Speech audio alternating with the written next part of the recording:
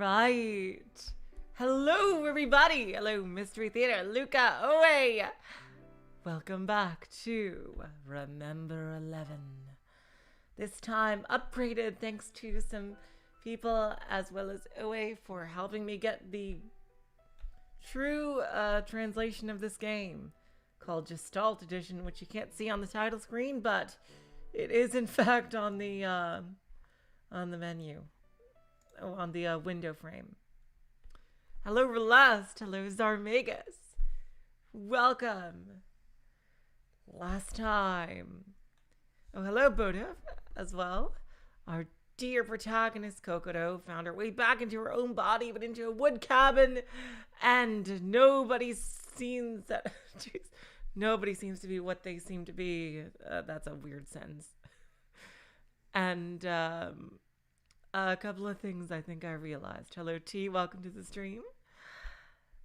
I do think that it looks like I might have tripped a flag accidentally. Oh, began to. Like, made a choice that was supposed to trip a flag later. But, it couldn't because I don't have enough silver points or whatever. And, from that, I can probably guess that based on some other things, such as the fact that she's switching bodies with Satoru probably back and forth throughout the game, for reasons we don't know why yet, which means that there's probably two versions of the little boy, which I can't believe I forgot his name for now. I think it was short and it began with an E. It was a short name that began with an E. God damn it, I'm so bad at remembering people's names. Fuck.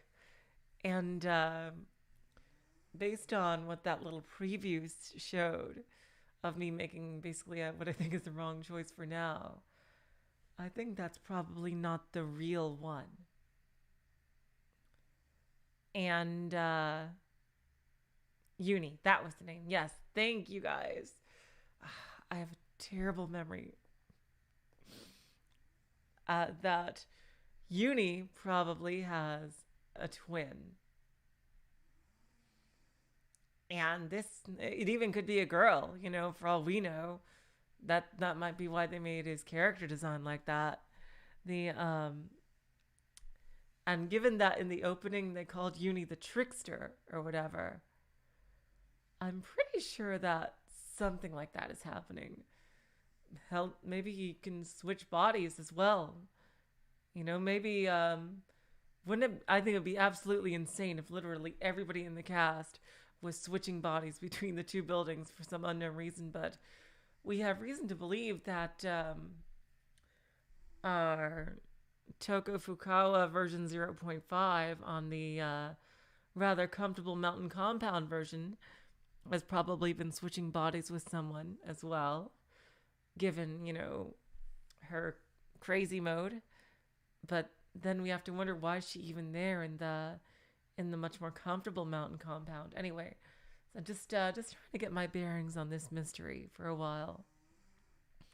I spent way too long in this preview. Please tell me if the music is loud enough for y'all. And that's right. Translation was improved, which means the title of that section is not weird anymore. Falling into egocentrism. Let's get back into it. Huh? I look at Uni's face, surprised. Yamogi is wearing a perplexed expression as well. How do you know that? Uni's thin lips curl into a smile. His face without glasses is the most childish I've ever seen it. Yeah, that's another thing. That this Uni isn't even wearing glasses. And given that Uni is also in the Snowy Mountain compound, I think it's pretty safe to say that they're two different people. But that then begs the question, how does this Uni know who Kokoro is? And that makes me probably think that they either have some kind of psychic link going on, or they might be able to switch bodies as well.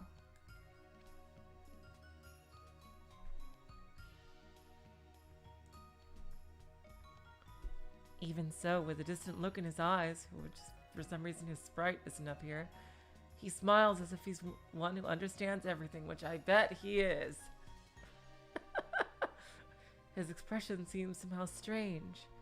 My spine suddenly tingles. Uni? Uni stands up unsteadily without answering.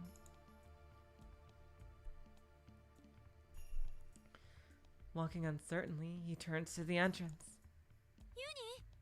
Uni? Hey, where are you?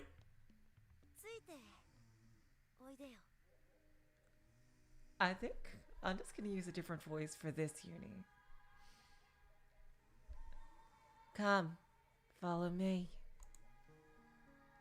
Uni smiles again. Yeah, I think I think a more girlish voice would fit this Uni anyway, so I'll do like a young Jessica.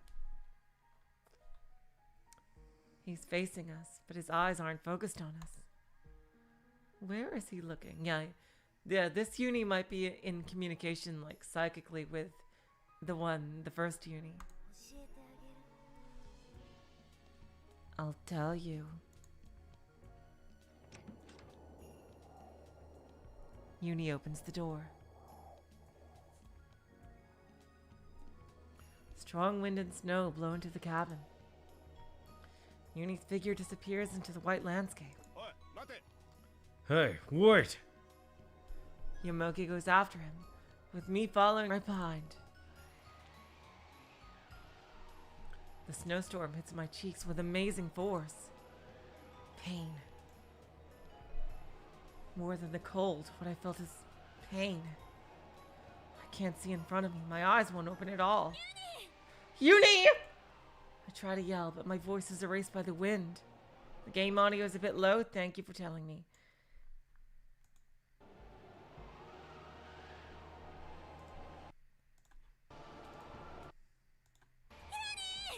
Uni! And then something pulls at my hand. Uni is looking up at me. There. His finger points to the cabin's entrance. I strain my eyes to see. Mount Akakura Emergency Shelter Cabin.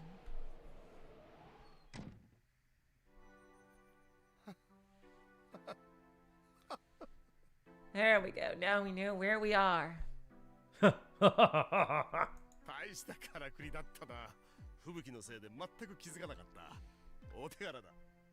Okay, so this might be telling us this might happen again. So if people disappear in the snowstorm, we shouldn't take it as like magic or something. that was quite a trick. I didn't notice at all because of the snowstorm. You got me.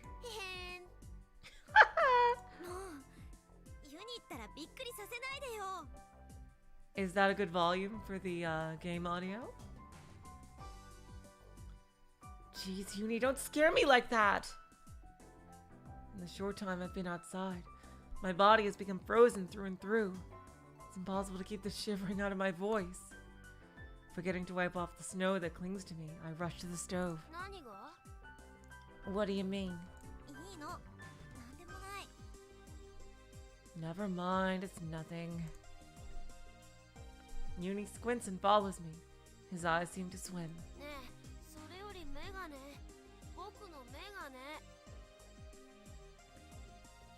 Hey, before that, my glasses. Glasses! I'm like Velma frickin' Dinkley over here. Oh, sorry. I pick up his glasses from the table and return them to him. What is all this fuss about? Mayuzumi has gotten up. Yomogi explains to her about figuring out where we are. Ah, that means we can escape now, right? In the middle of a snowstorm? I don't think so. Escape? We know where we are, right? We can climb down now, can't we? It certainly feels like what she's saying is overly obvious. いや、無理だ。 No, it's impossible. Why? 分かったのは山の名前だけだ。僕はここに来たこともない。 All we know is the name of the mountain. I've never been here before. 下山ルートは分からない。 We don't know the route down. Mayuzumi points in Yuni's direction with her chin. That brat over there has a compass, right? If we use that. Oh, you're right. You're absolutely right, Relast. I didn't even realize that. It seems the conversation between Yomogi and myself earlier had reached her ears just fine. However, Yomogi shakes his head and glares balefully at the doorway. コンパスごときでどうにかなれば苦労しないさ。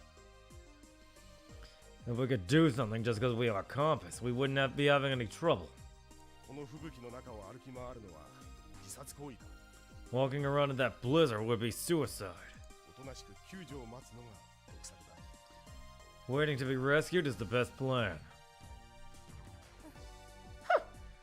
You've clearly never seen a horror movie before. We are ripe for the picking of some kind of abominable snowman or something. Good. I don't even know. Whatever. We are all going to die by sunrise, I just know it. Oh, thank you, Xylacrin. Welcome to the stream. I try. Displeased, Mayuzumi lets out a snort and again retreats to the top bunk. Continuing her nap, maybe. I kinda understand how she feels. We now know the name of the mountain we're on, but that doesn't lead to any sort of solution at all. And, yeah, what year is this one supposed to be? 2011? They probably wouldn't get cell phone reception up here anyway, even if they had them. I continue to try to think of something else we can do. However, Yomogi has already tried almost everything I could think of. It seems there's no method to establish contact with the base of the mountain. Fortunately, the cabin's basement still has a decent stock of firewood remaining. If there's some fire remaining, then we're all right when it comes to water. We just have to melt some snow. It isn't a great amount, but there's a supply of food stored in there as well. If we ration it with 4 people, we can endure for 4 days. Those words from Yomogi encourage me. And surely by then, the snowstorm should have abated. After that, all we can do is wait patiently for the blizzard to stop and the rescue team to arrive.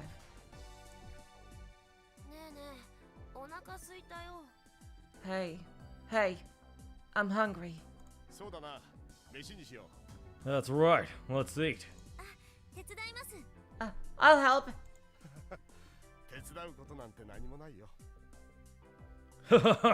There's nothing you can really help with. While laughing, he walks up to the cardboard boxes in the corner of the room. I follow behind him. I peek into one of the 3 cardboard boxes that are there. Inside are a number of little packages, each smaller than a fist. But they're freeze-dried emergency provisions. There's stew, rice porridge, and plain rice. Oh. Chips. I guess I missed this one for some reason. Doesn't this seem backwards to you? The ones that are highlighted are ones we've seen already. And the ones that we haven't seen already are ones that are grayed out. Seems like it should be the reverse. GPS, Global Positioning System, a system employing satellites to calculate the position of a receiver. A person, a boat, a plane, car, etc. Yada yada ipso fatso in a 3D space. Freeze drying. A method of rapidly freezing and dehydrating food, allowing it to retain its flavor and nutritional content without losing its shape. Freeze-dried foodstuffs can later be reconstructed, reconstituted, with hot or cold water.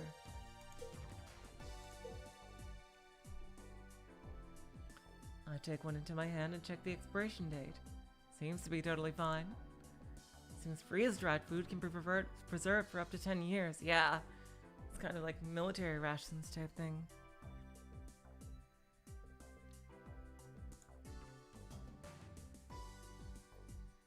I'm thankful for the wisdom of mankind. Besides those, we found some hardtack biscuits as well. Hardtack is absolutely brutal. Damn. Wow, yeah. Hardtack, you can almost like break your teeth on it. It's so hard. I don't know modern hardtack, but old-timey hardtack is like... It's bread that's literally baked to be as hard as possible. And it was given to sailors in olden days when boat trips could last months upon months. And you really have to dip it in water for it to be anywhere near edible usually. If you don't have really strong jaws or used to eating something like that.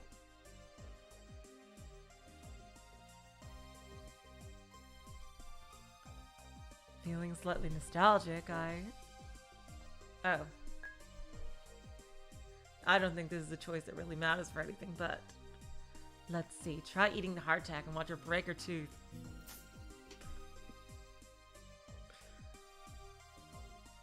I opened the packaging and put some of the hardtack into my mouth. There's no taste at all. Yep. The moisture inside my mouth is sucked away, drying it out completely. Ugh. They are emergency rations after all, so I guess that's to be expected. 貴重な食料なんだからもっと大事にしてくれよ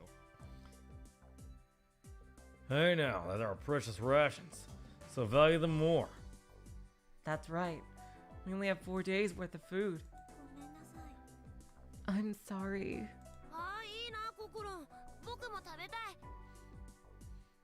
Ah, look at you, Kokoro. I want some too. ダメだこれは没収 No way, this is confiscated. Stingy. Yamoki placed the biscuits back into the cardboard box. Yamogi pulls out an aluminum pot from the box beside it. Wait, there was a razor blade inside the can? I did not see that away. I'm guessing that's what they used to open the can.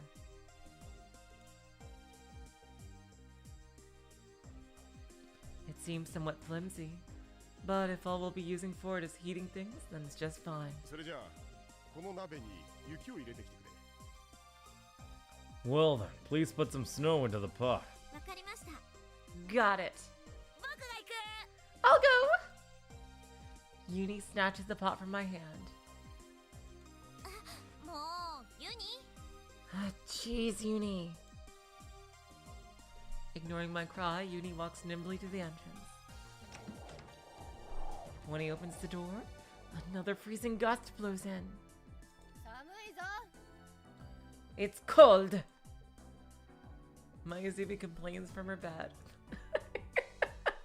I think she's gonna be a really funny character. Inside the cabin, the wind swirls, the snow is carrying around. Oh, newspaper. Carried by the wind, a newspaper flies out from behind a box and flutters in the air. I pick it up without a second thought. And then one of the articles inside catches my eye. Is it that crazy murderer escaped from jail? Oh! July 4th, Monday, 2011.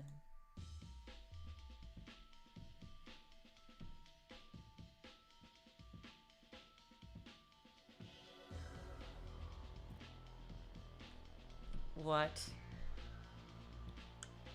What?!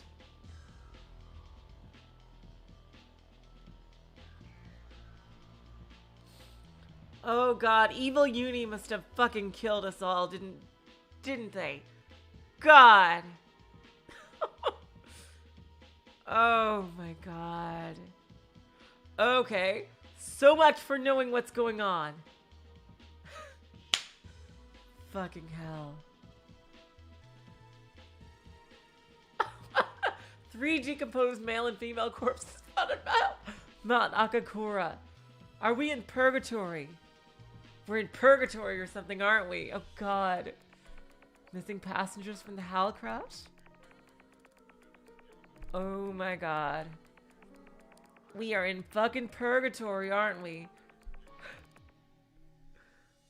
My throat goes dry. My heart is pounding like a hammer. It won't calm down. It's strange.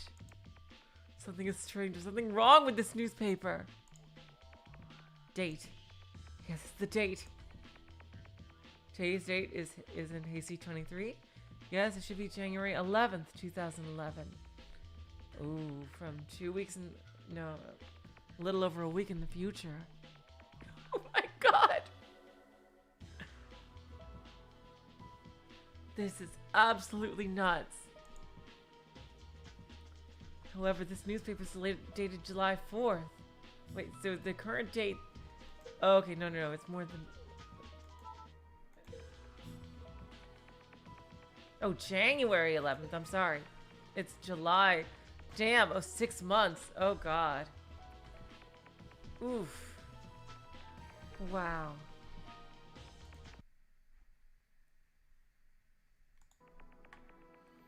Oh my god. How is this?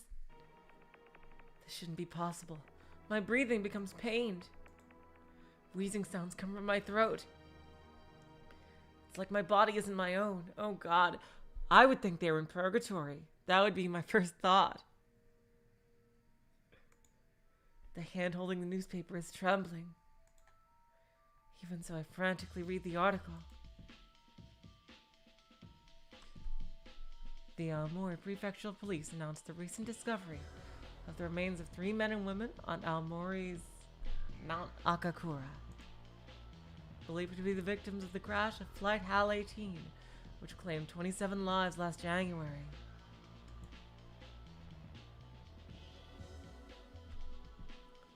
As they had undergone extensive decomposition over a period of 6 months, the identities of the bodies are unclear, but they are soon to be the last 3 unaccounted for among the missing passengers and crew members on HAL 18. My first thought is that they're all dead and we're in fucking Purgatory. That's what I would immediately think. And I would just start going into a fucking panic attack. Yeah, I know, I said that. That's the first thing I said, Mystery Theater, that evil uni must have fucking killed us all.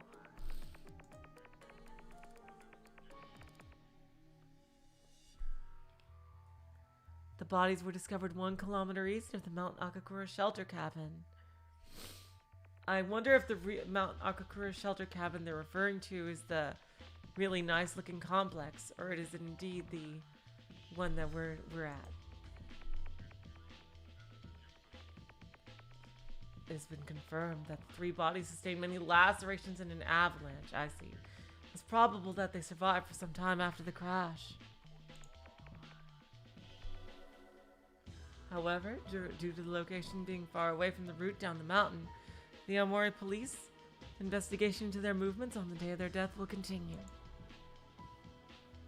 According to the Aomori Meteorological Observatory, an avalanche affecting the area of Mount Akakura occurred on January 17th, 2011 at 6:53 a.m. Oh, wow. Then just stay away from that area at that time. Stay in the cabin until at least then.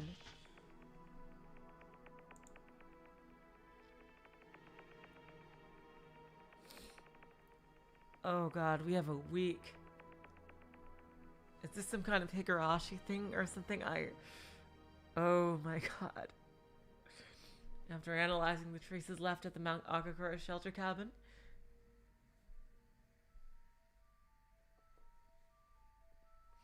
it was concluded that those who had used it survived for 7 days after the crash. Oh, yep. Uni lives. Yeah, that's a nice thought, Relast. I could probably would agree with that. That Uni might be the one guiding them through Purgatory. The horrific crash of Flight 18, with the discovery of the 3 bodies, claimed 30 out of the 31 crew members and passengers aboard. 31 passengers, 30 deaths. Save was the sole survivor of the crash, Kusuda Unikun. Yep.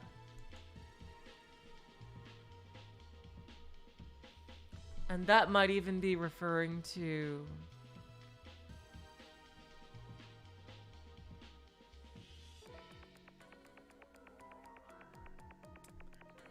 That might even be referring to the other Uni from the big mountain cabin.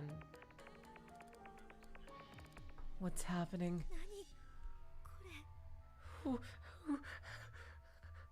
What is this? My voice grows hoarse. My entire body begins to tremble. It's strange, as I thought this newspaper is strange. どうしたんだおい Hey, what's wrong? Hey! Someone is calling for me. The voice seems far away. My shoulders tremble. I shake that off and run my trembling fingertips on the paper surface. The identities of the 3 discovered bodies. They are Yamogi Seiji-san 35, Mayuzumi Lin-san 23, and Fuyukawa Kokoro-san 20.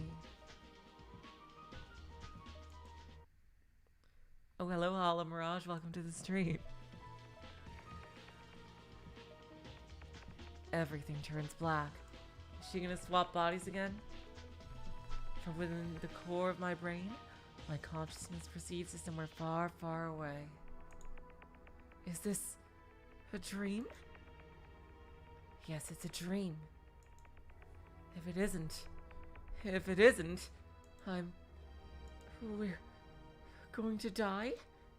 As I think that, an intense feeling of anger boils over from within me. 嘘こんなもの嘘に決まってる Lies. It's obvious this thing is lying! It's a lie. This has to be some sort of mistake. I try to blot it out, and then I grip the newspaper more tightly. Satoru Yuki, yep.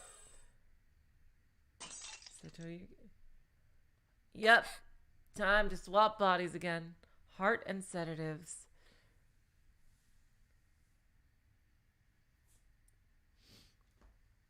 Huh? My body flinches in surprise at hearing the sudden sound. There are fragments of broken cups at my feet. Why are there cups? Are there even any cups like this in the cabin? No, I shouldn't have been holding cups in the first place. What I was holding was that cryptic newspaper. 何やってるの What are you doing? I love this art style so much.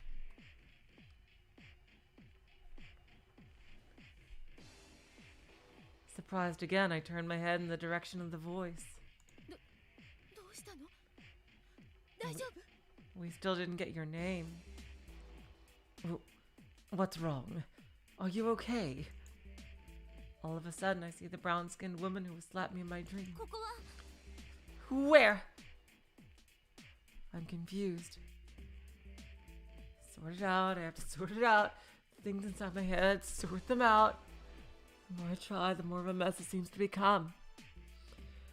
Calm down. Calm down, Fuyukawa Kokoro. Then the brown-skinned woman rushes over to me. もしかして体が痛むの鎮静剤はまだ効くはずだけど Could it be that your body still hurts? That the sedative should still be in effect? どこか痛む Where does it hurt, darling? She peers worriedly at my face. Where does it hurt? Nowhere, really. I shake my head reflexively. そう I see. びっくりしたじゃない You surprise me. The woman kneels in front of me and starts to pick up the fragments of the broken cups.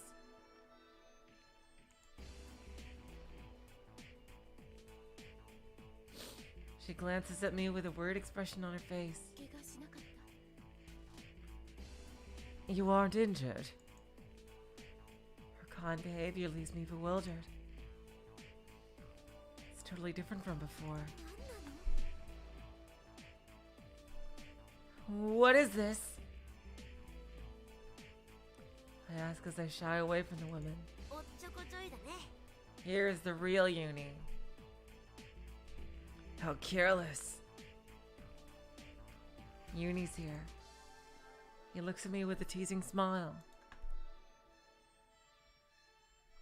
I survey my surroundings. It isn't the shelter cabin. Something comes back to me. Okay, we just gotta get confirmation on the date right here. This room too had been in the dream I had before. Inside the room there were two people besides myself. I remember seeing these two. These two are the same as in that dream. The brown-skinned woman and Uni. In addition, beyond the living area, a single girl casually appears. I remember seeing this girl too. Inubushi Keiko. Genocide Jack herself. Everyone stares at me with the puzzlement in their eyes. どうなってるの What's happening? それはこっちのセリフだよ That's my line. 本当にどうしちゃったのサトル What happened, Satoru? サトル Satoru? Oh, fuckberries. It's a name I've heard somewhere before. But where I heard it, I can't. She can't remember what happened? Oh no. Or is it just my imagination? The name Satoru is pretty common. No, something like that doesn't matter. Just what does this mean? Oh, here we go. Does she remember exactly what happened or no? If I remember correctly, I was reading a strange article in the newspaper. In that article, it had information about the plane crash, as well as Uni being rescued. And it was written that I was going to die. I don't remember anything after that.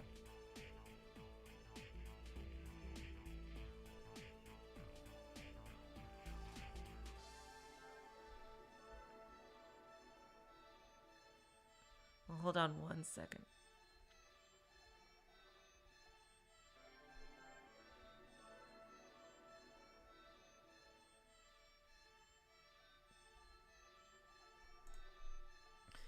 I'm at my wit's end. I wonder what happened to me after I saw the newspaper. I wonder what I did then. 本当に大丈夫 Darling, are you okay? The brown-skinned woman softly places her hand on my shoulder. No! I shake it off unintentionally. However, I see the woman's uneasy expression and feel guilty. ごめんなさい I'm sorry.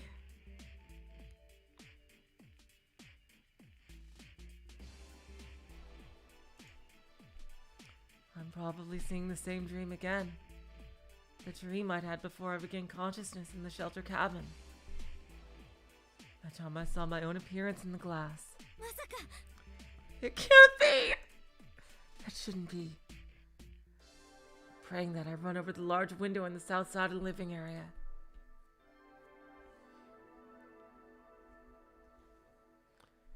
The window should reflect my appearance like a mirror. Certainly does reflect it. Not me, but a man I've never seen before appears there. In the previous dream, the last thing I saw was this man. そんな嘘。 No way. Lies! It isn't a lie. The man reflected in the window makes the exact same movements as myself. He shakes in his head of saying no, no, and covers his mouth in shock. I really want to see everything from Satoru's perspective. I wonder if it's just like Ever 17, and if I had made one of the different choices in the beginning, would I have been playing on the Satoru side? I wonder. We saw a lot less of Satoru compared to Kokoro in the beginning.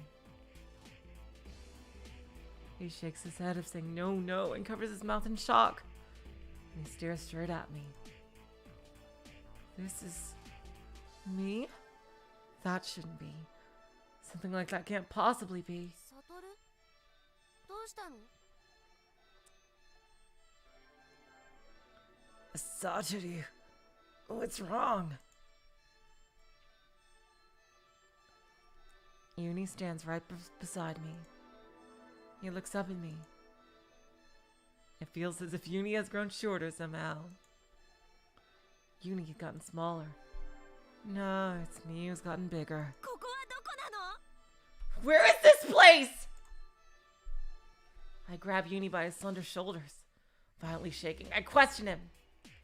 Uni's face becomes distorted. 痛い、痛いよ。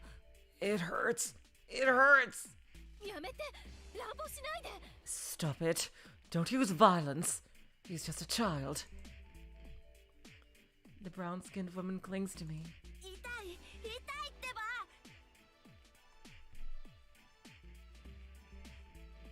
It hurts. It hurts. Suddenly tears start flowing from Uni's round eyes. Oh no. I become panicked and release him. Strange. I don't remember gripping him that tightly. ねえ、お願い、誰か答えて。 Hey, ここはどこ？ someone please answer me. Where is this place? わかんないよ。 I don't know. Surely somebody's... How did they find such a comfortable place? は？ Huh? 怒らないでよ。本当にわかんないんだもん。 Don't get mad. I really don't know. I would ask for the date immediately.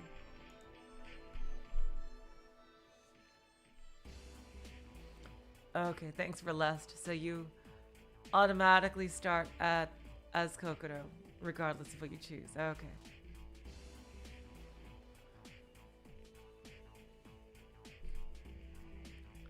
I turn to the brown-skinned woman, asking with my eyes. 施設。 An institution. There's an unpleasant feeling in the woman's tone. 施設？ Institution? 施設って何？ What institution? She turns her eyes away from me. The name that comes out of her mouth is a shocking one. スフィア。 Sphere. Huh? スフィア。それだけ言えばわかるでしょ。 Sphere. That's all I need to say. Right? スフィアですって？ Sphere, you say? I believe we've established it. Of course, I know of an institution called Sphere. Place. Okay. Oh, wow. Okay, so she wasn't moved. That's a good question, Luca, but I think that they perceive Kokoro's voice as a girl voice because of what Uni said in the first episode. So it appears to them as if Satoru is just randomly speaking in a girl voice.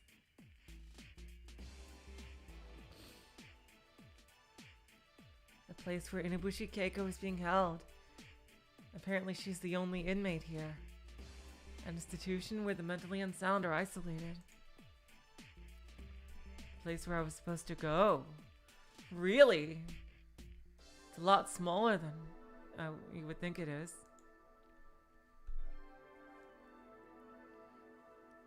If the airplane crash hadn't occurred, I would have arrived at Sphia with no problems.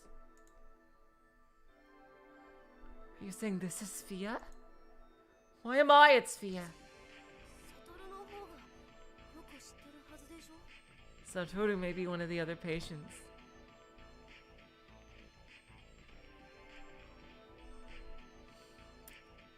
Ooh, I think... I'm starting to form a theory.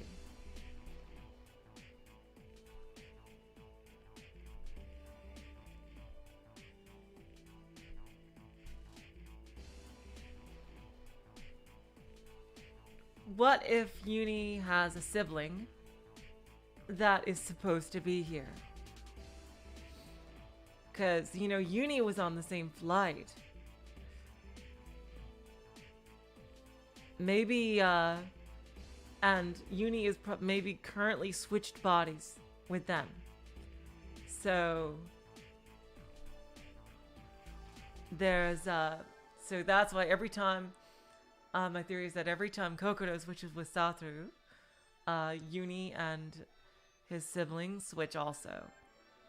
And, that way, they're never together at the same time. So that would explain why the Uni is at both places.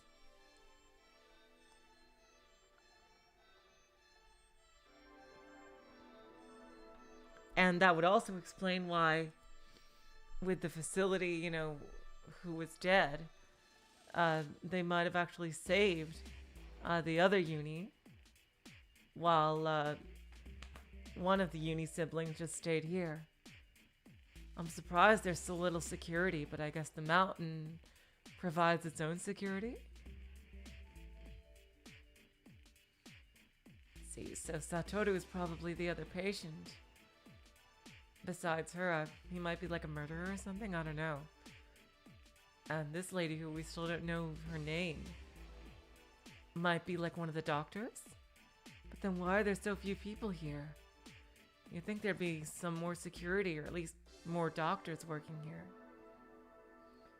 Or maybe it's a Lieblich kind of thing, and they know more about what's going on with her, so they might know that she's probably not evil at all. She's probably swapping bodies with somebody who's crazy.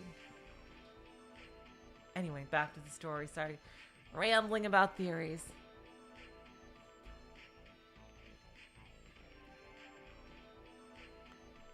Satoru, you should know that, right?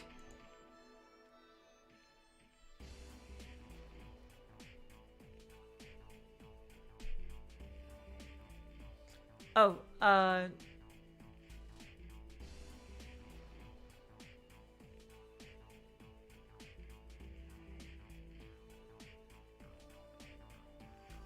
no, Boda. She's, oh, that's a good question.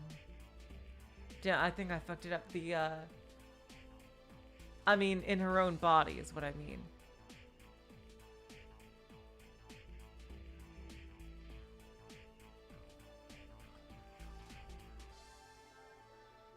Damn, yeah, I think I screwed up my own theory. Thank you for catching that, but if so, they might not be switching now, but I think they did switch when, at some point. At some point, either before or when Satoru and Kokoro got mixed up.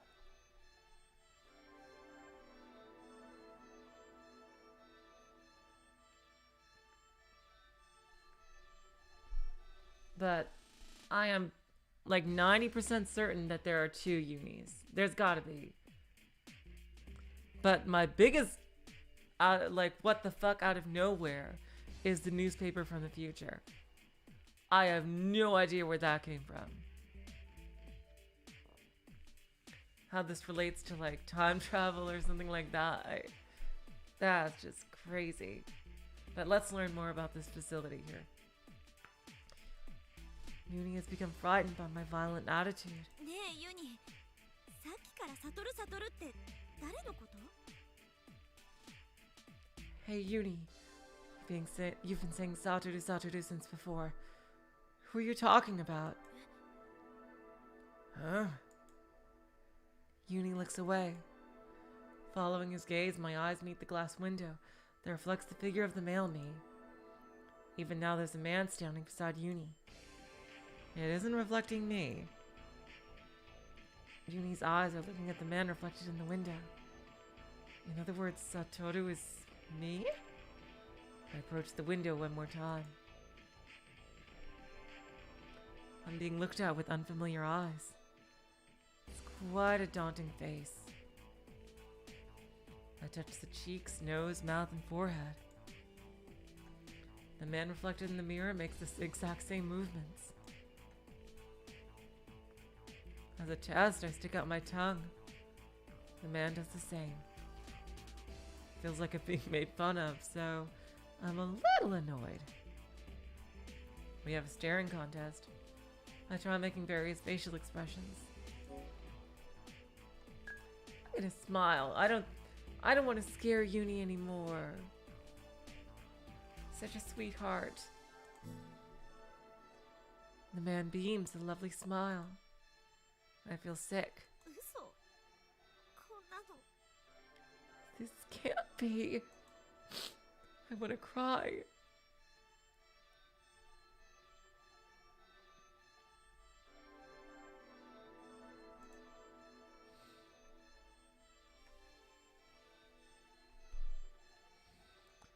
The man reflected in the window is on the verge of crying as well.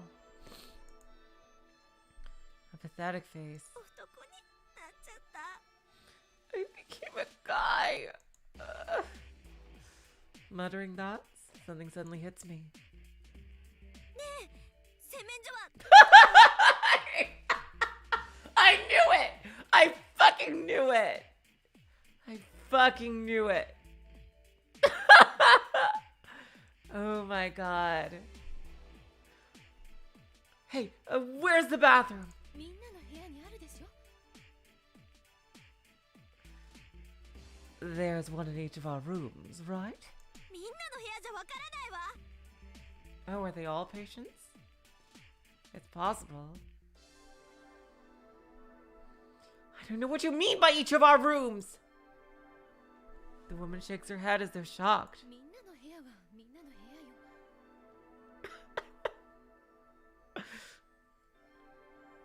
Each of our rooms means each of our rooms. How the hell can I explain it any better? どこにあるの Where are they? どこってあなた知ってるでしょ Where? You already know that, don't you? It's no good. Our conversation's going nowhere. I start running. If I'm stuck as a guy, with a serial killer, and I'm prophesized to die, there's one thing I can do. If the building is the same as the one in the dream I had before, at least a general idea of where it is. While running, I think it's a little difficult to run. Find the bathroom and rush inside. Seems my body sensations are different than usual. My shoulder slams into the doorframe at full speed. It hurts. And now's not the time. I close the bathroom door. Timidly, I brushed my body through my clothes. Solidly built. But it seems my body didn't get that much bigger. Medium build, average height, somewhere around there. For a woman like me, that's plenty built, however. My chest doesn't stick out the way it should. A little bit of a shock. God damn it. I didn't want to go back to this. Flashbacks to elementary school. Didn't develop as fast. Just kept calling pseudopaton. Ah! There's a sense of incompatibility with my lower half. To be precise, the area between the legs. My cheeks are hot with embarrassment. No. This isn't the time to feel embarrassed by this. With my heart beating a little faster, take off the filter. Are you really gonna do this? I pull down the zipper, lower the pants. Ugh. This is unpleasant. Yes, this is an emergency situation. An emergency situation. While I desperately persuade myself, I grip the elastic of the waistband and pull it back.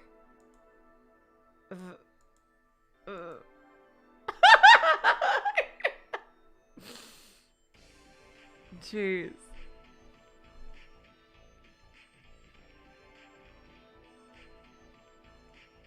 I steal a glance downward to the interior of my pants and...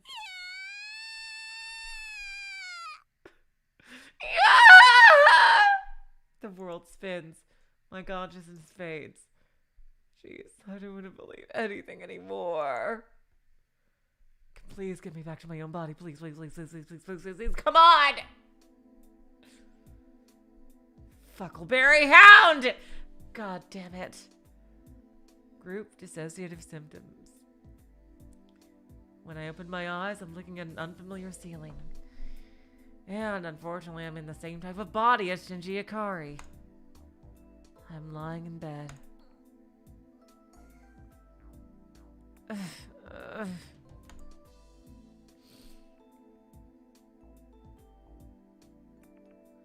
My head hurts. I check it right away and feel a bump. Moreover, what a horrible dream. Becoming a man, that doesn't happen outside of nightmares. Just then, I sense a person's presence nearby. There are eyes staring this way. I rise with a start. The person standing there isn't Yomogi, nor Mayuzumi, nor Yuni. It's Inabushi Keiko. Oh god, here's the part where you frickin' stab me to death 17 times. Well, I'm already prophesized to die. Fine, just do it. Just fucking do it. I don't even care anymore. I jump up in a panic. But Inabushi Keiko looks even more panicked than me. Maybe she's surprised by me suddenly jumping up. But her body shakes so hard that she falls from the chair she's sitting on. Okay, that's right. She didn't speak the entire time, didn't she? I didn't give her a voice yet.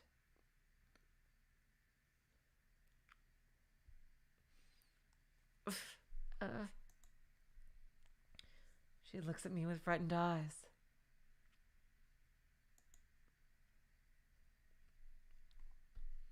She doesn't look the least bit like a brutal murderer. Thanks to that, I relax and lower my guard completely. Apparently, I'm still in the dream. Fainting in a dream and then waking up in a dream. It's a strange feeling. I sigh deeply. I'm sorry for surprising you. Bowing slightly, Inabushi Keiko shakes her head. Somehow she gives off a rather docile impression. She's completely different from what I had imagined after reading the file. Of course, it's a dream. Inabushi Keiko stands up and walks over to the desk. I look around the room. I'd fainted in the bathroom and lost consciousness, it seems. If they found something like that attached to the lower half of their body, I'm sure anyone else would faint too, yep. Oh god. All your clothes would look so fucking weird. Jeez. Unless you just wore dresses all the time, I guess. Clinging to a small hope, I try shifting my lower body. As I thought, there's an incompatibility. It seems I'm still a fucking guy. God damn it. It is a dream after all. I'm having a dream where I'm in Sphia. That's why it isn't strange for Inabushi Keiko to be here. If it is a dream, then I'll just have to reject it. I'll wake up eventually. My own body. With those tits I worked so hard to develop. Inabushi Keiko turns to face me and hesitantly offers her hand.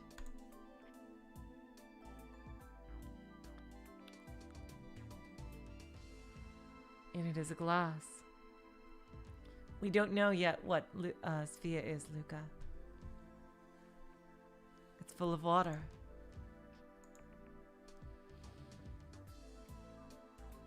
For a moment, I don't know what she's doing. It seems that she's brought some water for me, and even though I've noticed this, it takes me a while to process. I hurriedly take it. ありがとう。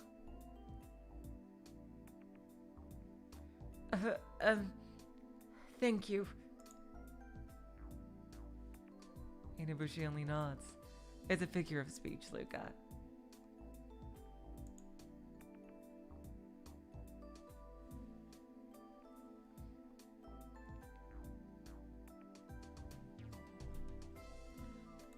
Oh, really? It was in the tips. God damn it. It was so long ago, I forgot. Yep. Okay, yep. I am so sorry. I forgot. Okay, so the layout and the course of treatments are undisclosed. All that's known is the location. I wonder how she got a pass to go there. There's so little security. Jeez.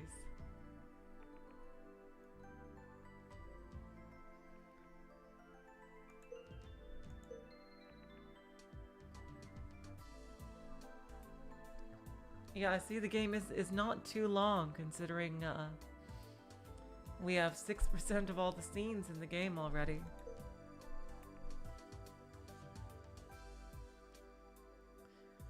I don't know if she slipped poison into the water she's brought me, so I'm a little hesitant.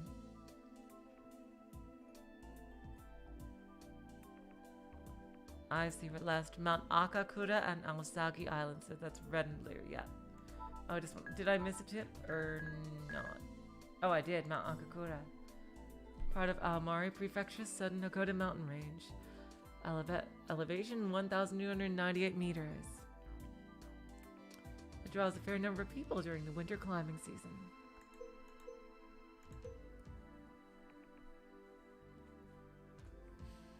I don't know if she slipped poison into the water she's brought me, so I'm a little hesitant. But in the end, I decide to drink it. It's a dream, so it doesn't matter if there's any poison in it. I chug it down in one gulp. God. I seem to be thirstier than I expected. The water is delicious. Inabushi quietly stares at me without breathing.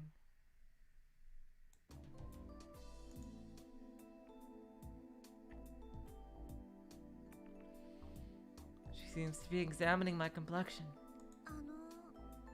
犬伏さん Inabushi-san? When I call her, Inabushi shakes her head. 何 Oh, she's not. Okay, so interesting. Huh? What? Hilarious, OA.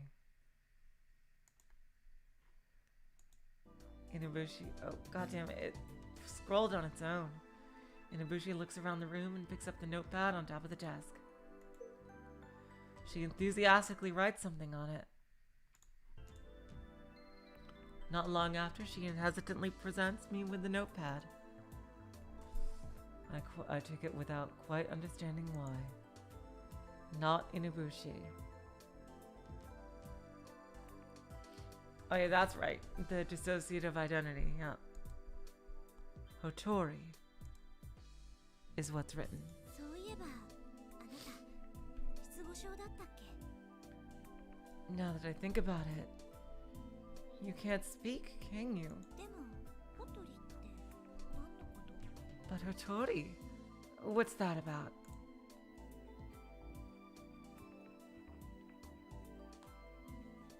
Inabushi takes back the notepad, and this time she runs the pen over it slightly rudely. My name is Suzukage Hotori. 鈴影ホ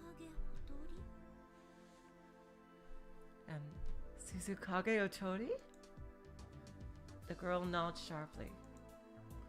But I'm sure I hadn't seen her name wrong. This girl, she's Inabushi Keiko. Not even the same last name.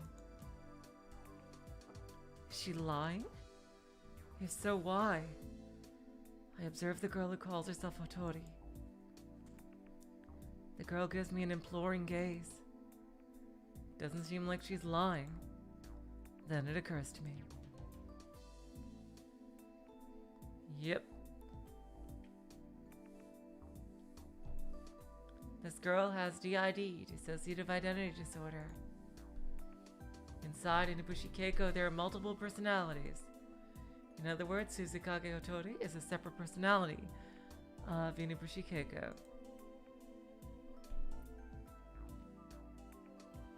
Furthermore, it's possible that when she becomes Suzukage Otori, she suffers a temporary loss of speech.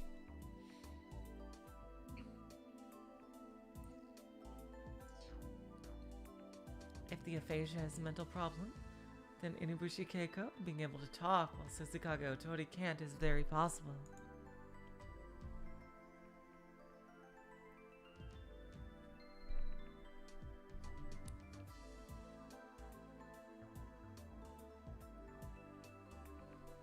Another possibility is that the main personality, Inabushi Keiko, has become unable to talk for some reason.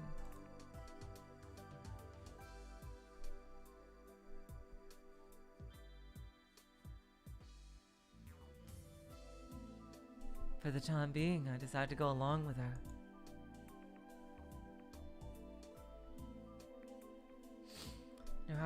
No matter how much I try saying you are Inabushi Keiko to her, it wouldn't matter, as the Otori personality probably doesn't even know her. It's been established that in the case of a person with multiple personalities, the different alters are not conscious of each other. No matter how one might try to explain it, it would be probably useless. All useless. I feel a little sorry for her.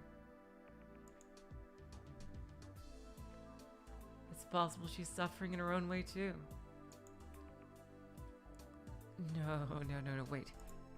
There's something from inside my dream. It's not certain that in reality, Inabushi Keiko has another personality named Suzukage Otori within her. Confusing my dreams for reality. Yes, this is just a dream I'm having. It's only a dream. Just a dream.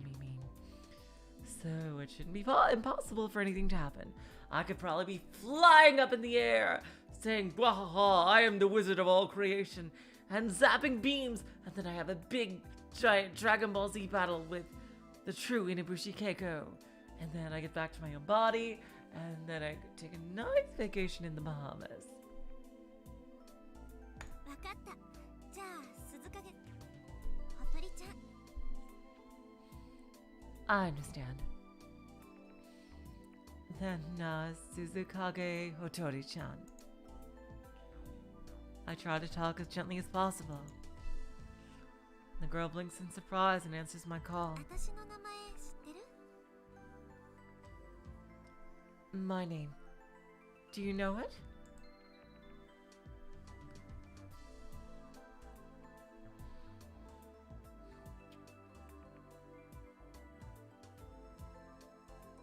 Even if it is an absurd dream, it originates from the experiences and observations of my own brain's memory. In other words, even if unconsciously there are things I know, there are things I experienced in the past, even if I don't remember them. Before, Uni, the Uni that's at Svea, that is, had called me Satoru. Have I met a man named Satoru in the past?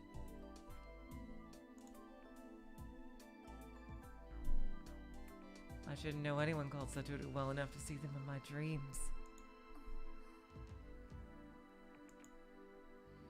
Otori tilts her head.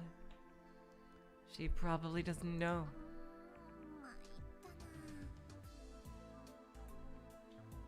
What to do? At a loss, I scratch my head, and a dull pain runs through my head as I touch the bump at the back of it. whoa, whoa, whoa, whoa.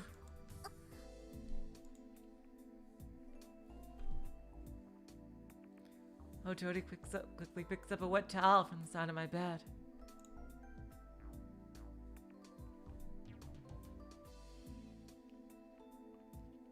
She gently places it on the back of my head. It looks like that Hotori might be in love with Satoru, I think. Oh, or Satoru might be the boy that she was talking to in the very beginning when she was a little kid. Unless I'm forgetting what that child looks like and that was a girl. I don't exactly remember what that child looked like, or if they were a girl or a boy, but that's also possible that Satoru was the child that she was talking to in the very beginning of the game when they were little kids.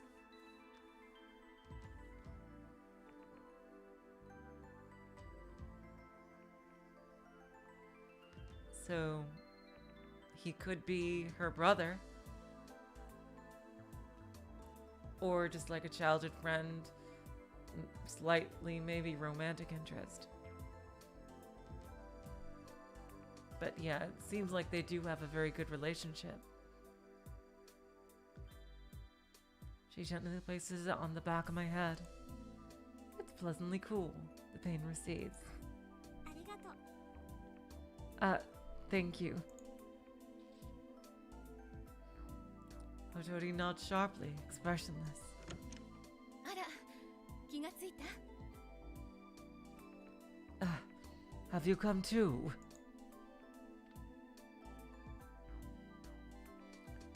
This time, the brown-skinned woman enters the room. She sees me being nursed by Hotori and smiles gently. さっきは急に悲鳴を上げて気を失うんですもの。びっくりしたわ。 Earlier, you suddenly let out a scream and fainted. I was surprised. しかもズボンをずり下げた格好で。 And with your trousers undone. The woman's smile became strained for just a moment. I'm aghast. Now that she mentions it, I had certainly fainted in an extremely embarrassing position. No, the body itself isn't mine! ごめんなさい。 I'm sorry. I apologize reflexively. The woman is wrapped in a kind atmosphere. Seems to be able to forgive anything.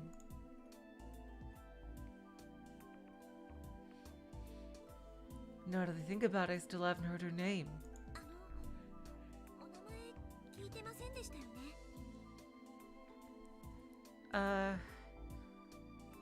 You haven't told me your name yet. Have you?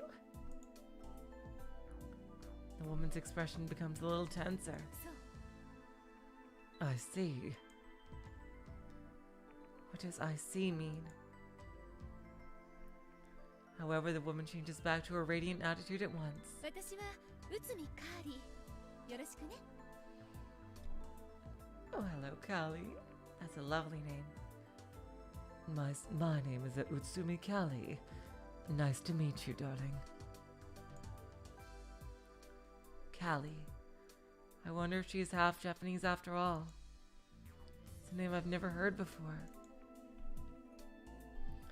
Why are people I don't know appearing even though it's my dream? あなたは？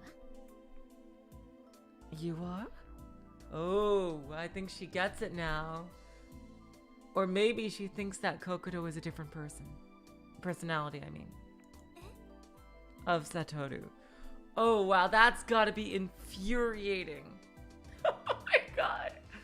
If that's the case, this is gonna be like the time Fry accidentally got sent to the robot insane asylum in Futurama. あなたの名前教えてくれる？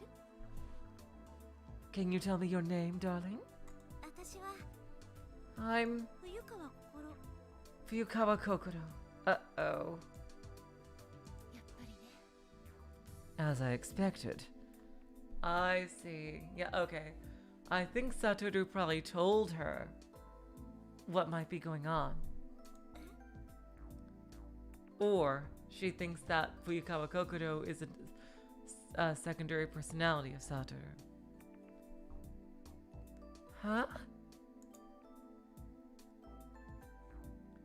Utsumi bends down and peers at my face. Her eyes are fixed, looking straight at me. いい？落ち着いて聞いてね。 Calm down and listen, okay? 何？ What? あなたは You have DID よ。 DID. Oh, god damn it! This is just like that episode of Futurama, after all. Oh no! わかる？乖離性。 Have you heard of it, darling? Dissociative identity. 知ってます。 I know what it is! I studied this! Oh no. I see. It's obvious to think that. あなたは冬川心さんであると同時に有機堂悟さん。 You are Fuyukawa Kokoro-san, and at the same time, Yukido Satoru-san. もういいですってば。 I said I know! Interrupting Utsumi's words, I get up from my bed.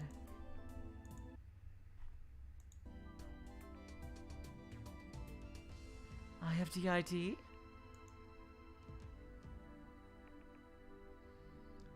Yes, that might be true. Seeing as how, even though I'm a woman, I have a man's body. Something like that doesn't matter. This is a dream, so having DID isn't a big deal. It's probably because I'm unconsciously thinking about Inabushi Keiko. Speaking of which, I remember being really nervous before getting on the plane. The tension of beating such a unique killer had a strong impact on my heart. And thus I'm having a dream like this. 悟起きたんだ。 Satoru, you're awake. This time it's Uni who enters the room. After seeing me, he calls me Satoru without hesitation. Yukido Satoru. I was mistakenly called that even at the shelter cabin. Hey! Uni hesitantly looks up at me. That's probably because I scared him earlier. 大丈夫？ Are you okay? I want to say the same thing right back at him. Uni doesn't look so good. 悟だよね。 Satoru, right?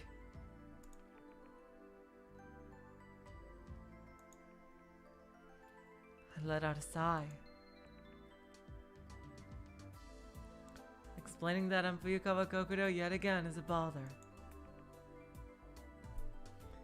He wouldn't believe me anyway, I have DID after all. It's a dream, so who I am doesn't matter. そうね。 That's right. そうらしいわ。 It seems that way.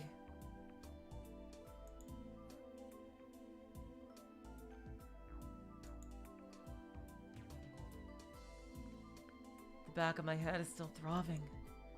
Is this pain a dream too?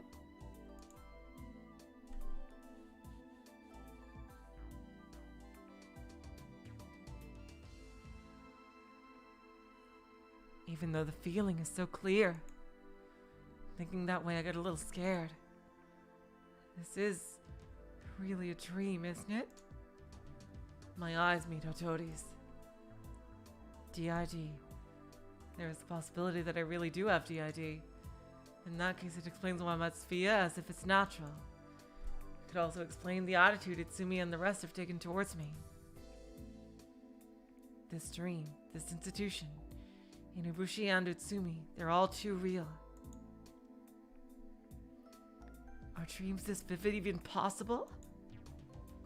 Lucid dream. My head hurts. I'm confused again. For the sake of argument, if this is a dream, where's the real me right now? Maybe the plane accident was a dream as well. No, I think that part is real. certainly got into an airplane accident, and right now I should be sleeping in the shelter cabin on a snowy mountain.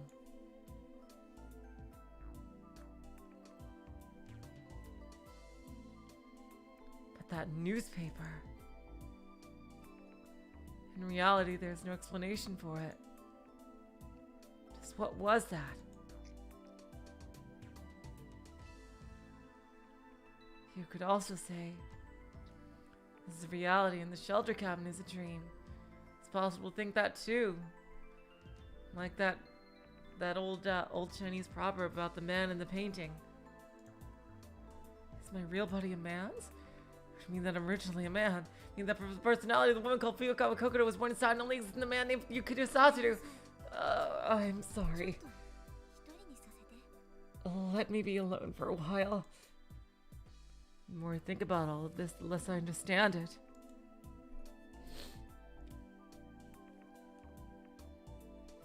I don't want to think about anything anymore.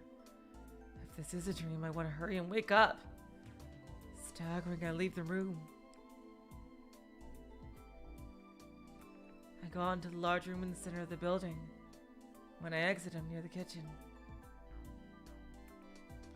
Thinking I can calm down on the sofa, I head towards the inner living area.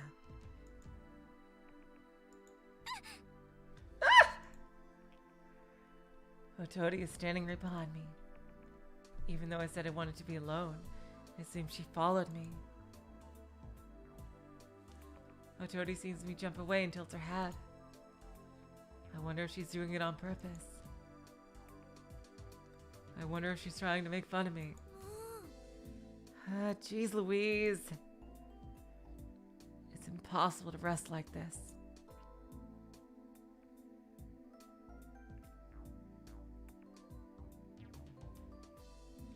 Now it's very interesting that Utsumi is acting very different than she did the first time.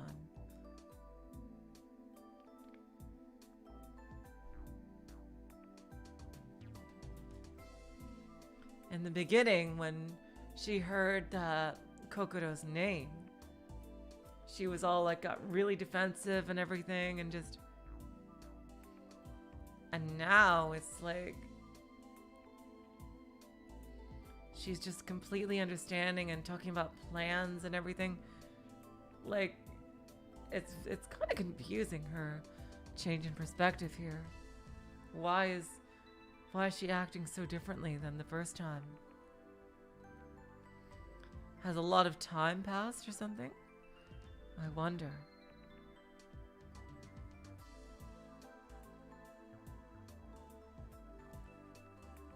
Having no other options, I decide to explore the institution. Moving to and fro, I finish walking around without thinking about anything. However, I've already gone over the inside of the facility once more.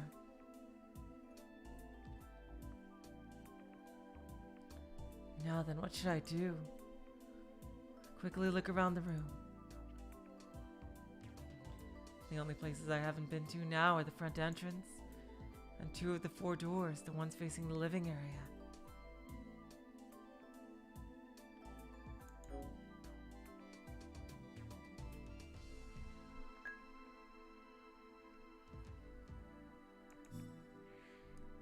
I decide to check the left-hand door as seen from the entrance. Otori doesn't follow me. My gait slightly unsure, I walk in the direction of the living area. The light in the room is already on. The structure of the room looks exactly the same as other rooms I've already seen. I don't feel anyone's presence. It becomes silent. Several articles of women's clothing have been left spread out across the bed. They'll probably get wrinkled if they're left like that. It's somewhat of a private atmosphere.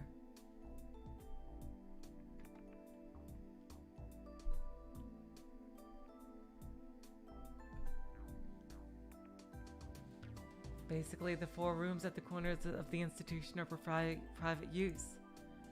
Conversely, there are at least 4 private rooms in this building. In each room, there's a single bed, which means that up to 4 people can be accommodated in this facility. That's interesting.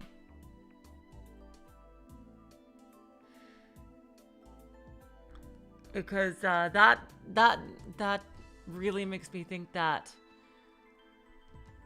they don't really have DID, or at least Uni and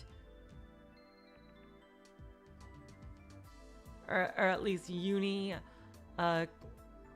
Hotori and Kokoro don't.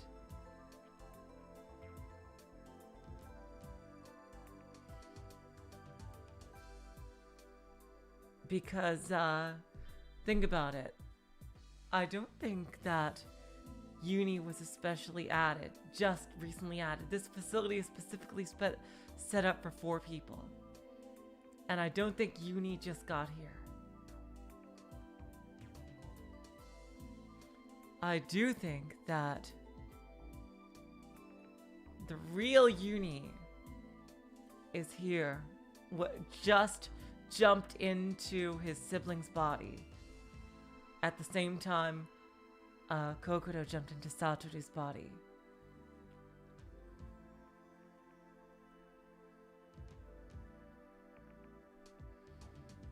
Okay, Mystery Theater. I'm sorry I'm not feeling well. Have a good night, and thank you for coming. So yeah, I don't think that Uni was just brought to this facility. That's my thought too, Luca, that saying that they have DID is some kind of cover-up.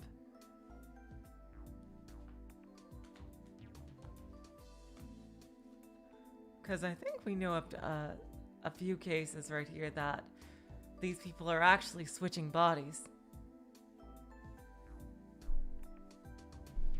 We still don't know about Utsumi, if she's switching with anybody.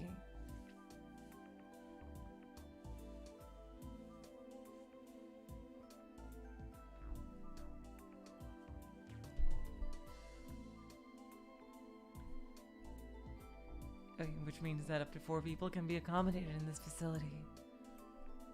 The scale of the building itself is quite large, so it's surprising that its capacity is so low. Exactly. Also, I don't feel that this institution has many signs of people. I haven't met anyone in Sphia besides those 3. Exactly. Where are the doctors? Yeah. The other people involved with Sphia. The doctors and nurses, for example. Where are they and what are they doing? Perhaps the extra people don't appear because it's a dream? Or is there an unusual situation happening? I shake my head a little. I'm just going around in circles. I leave the room.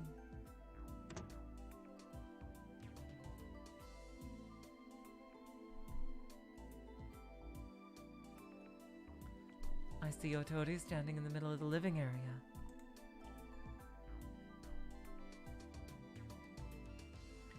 Not doing anything in particular. Just standing still as if in a daze.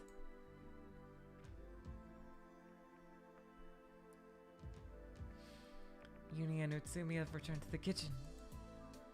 Is Utsumi preparing some tea? Uni looks like he's happy.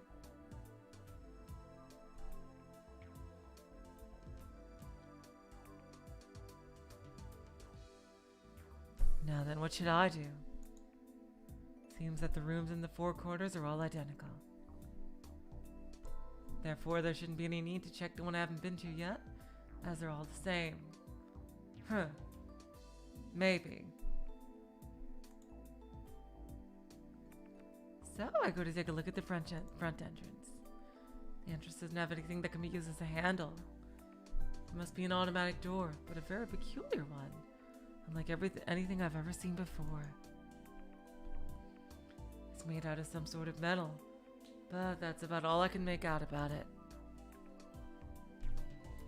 I wonder how thick it is.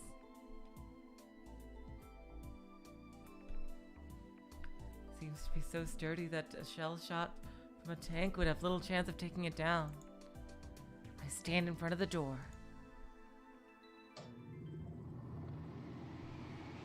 Yep. What spreads out in front of me when it's open is an image of hell in black and white.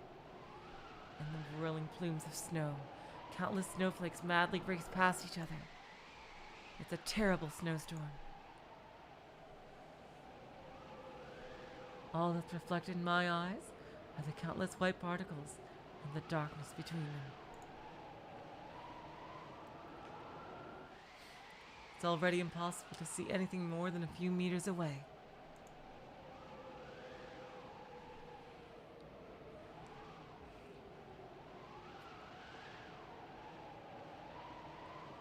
The harsh, freezing wind feels as if it could blow through me. My cheeks and neck feel as though they're being cut by countless shards of glass. It becomes impossible to breathe. The chilly air is so intense that I can feel my lungs and trachea choking on it as it makes its way through them. I feel that if I stay here for even 3 seconds more, I'll surely die. I'm pretty sure that isn't even an exaggeration. Panic-stricken, I turn and start back toward the building.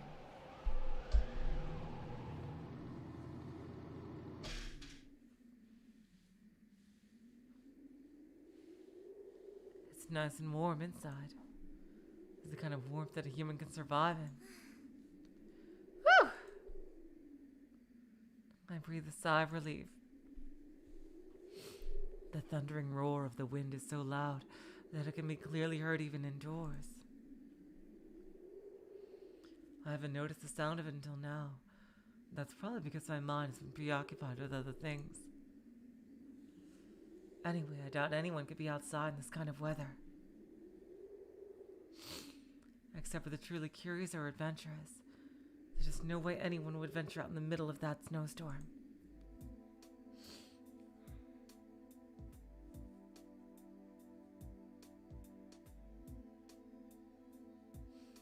Oh yeah, actually, both of what I thought before and what might be true.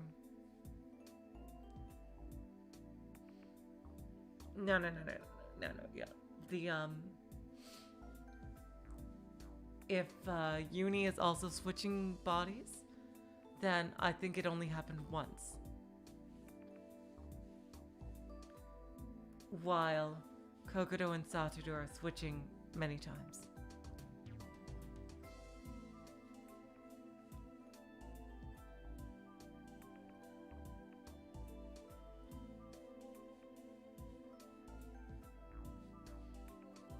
Utsumi and Uni are drinking tea at the table while making idle chatter. It might be due to my body becoming chilled, but I really want a warm cup of tea. Besides that, I wonder how those two could be talking so calmly.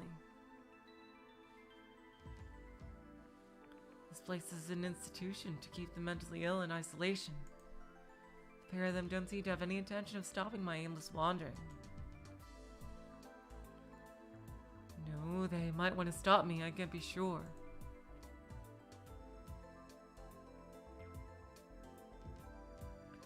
Otori, who should be standing in the living area, is gone.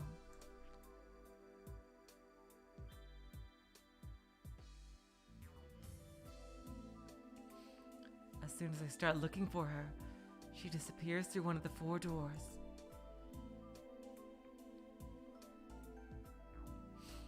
It's the only room I haven't been to. It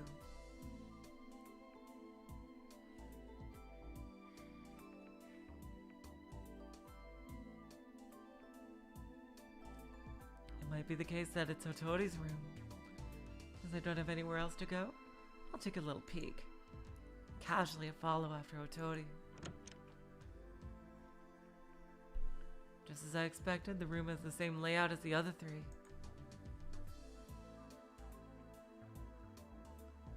The only difference is that the room doesn't have the feeling that it's being lived in.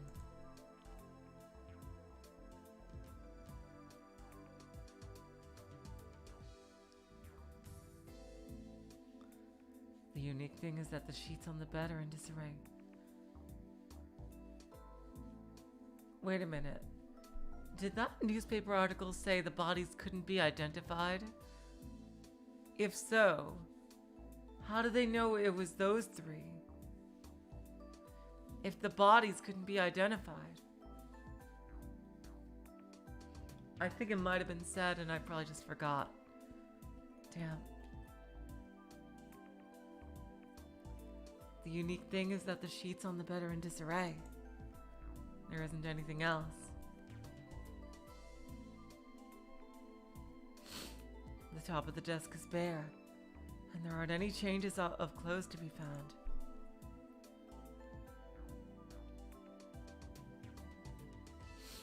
In the first place, there isn't any human warmth. A cold, dreary atmosphere enfolds the room. What does Hotori, Inabushi Keiko, think about while living in this room of hers?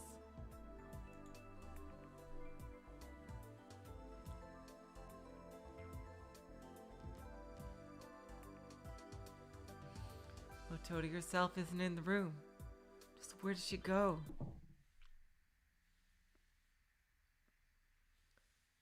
Okay, relaxed. Okay, then that's one big solution right there.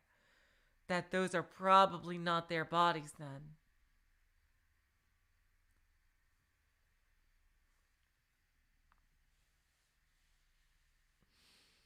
But that leaves me to wonder.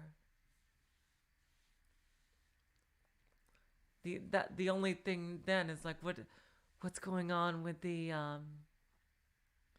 date of the newspaper.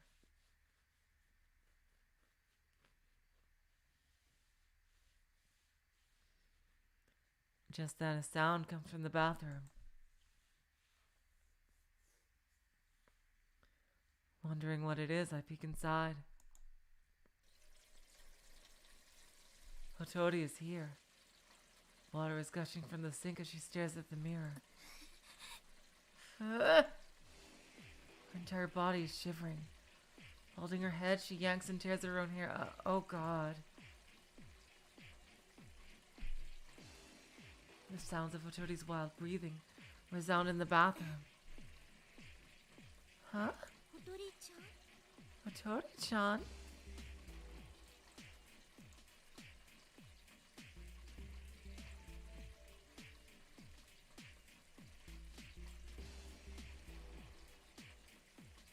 Looking at her face, I become speechless.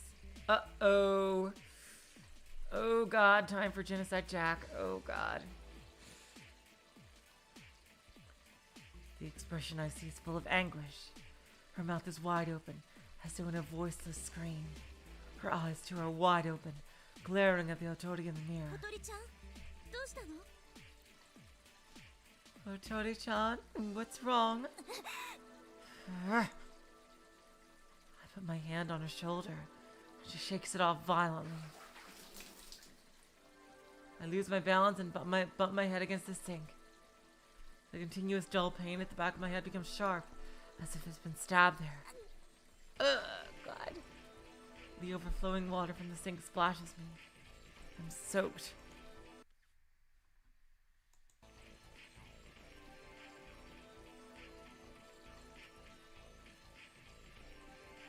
But now isn't the time to be bothered by that.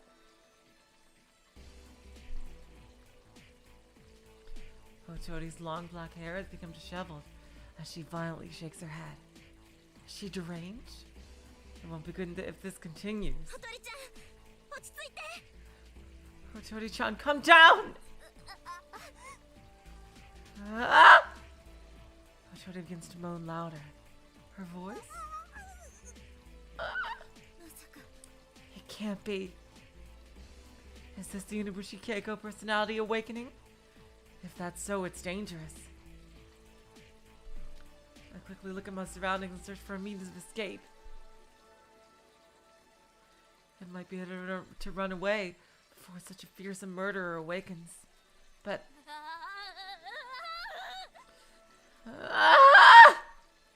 Hotori's voice slowly transforms into a scream.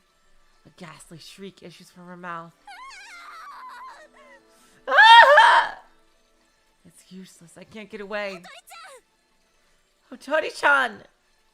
Making an immediate decision, I pin her arms behind her back. No! My arms. Hotori's entire body struggles violently.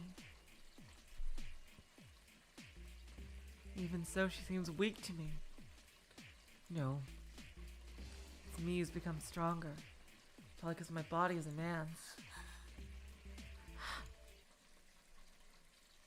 And then the strength abruptly leaves Hotori's body. ほとりちゃん Hotori-chan? Looking across to the mirror to see what's going on, it appears that Hotori has lost consciousness. どうしたの Oh, what's wrong? Oh. Now we see Satoru's sprite. Probably because she's heard the commotion. Lucy becomes flying to the bathroom. While holding Hotori in my arms, I explain the situation to Utsumi. そうだった I see. So that's what happened. While muttering that, Utsumi holds out a hand. 手伝うわベッドに運びましょう I'll help. Shall we carry her to the bed?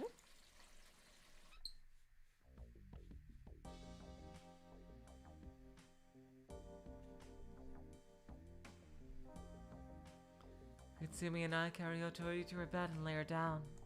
冬川さんはもう戻っていいわよ You can go back now, Fuyukawa-san. Huh? 彼女は私が見ておくから What are you talking about, Oe?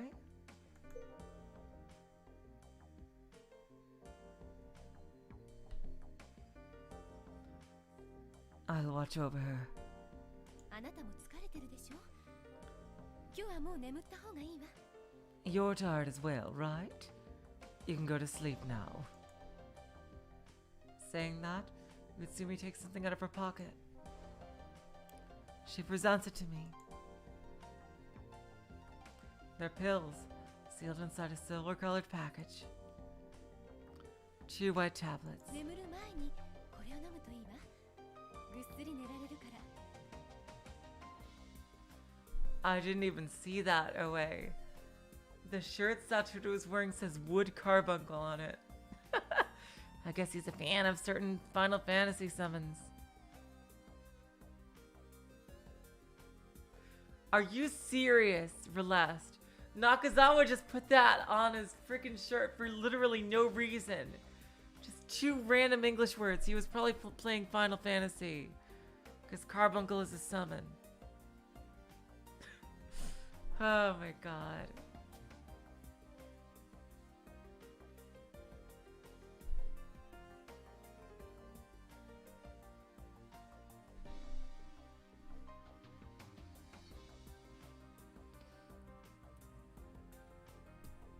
Before you sleep, you should take these. You'll be able to sleep really well. That means these things are sleeping pills, right? I take the pills from Utsumi. じゃあ後のことよろしくお願いします Please take care of the rest then.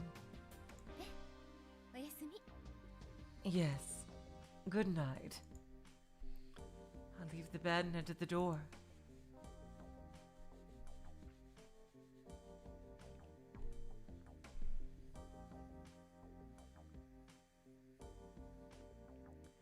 Uni is standing beyond the door, which has been left open.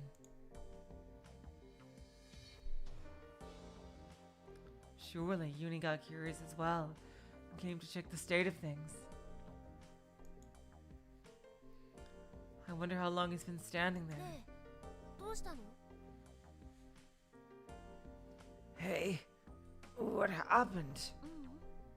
なんでもないのよ No, it was nothing. I am very tired and don't have the energy to explain. Besides, I didn't want to give Uni any unnecessary worries. 行きましょ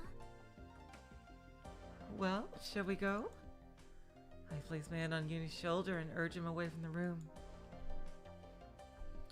Uni obediently follows.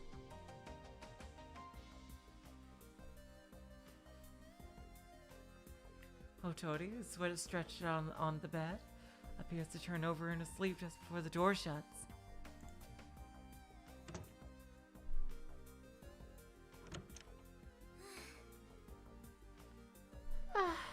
God. I returned to the place which Utsumi had told me is Yukito-kun's room. Otori's state in the bathroom was strange. Why did she suddenly become deranged? And then there's her voice. Otori had let out a scream, even though she's supposed to have aphasia.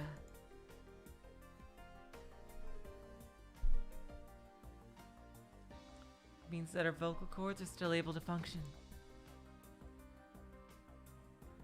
That she doesn't normally speak is probably due to mental factors, as I thought. It might be the case that Inabushi Keiko is awakened.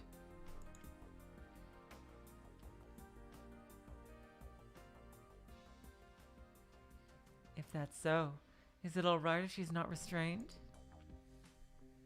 Isn't it dangerous? I feel anxious. I sigh deeply once again. Too many things are happening.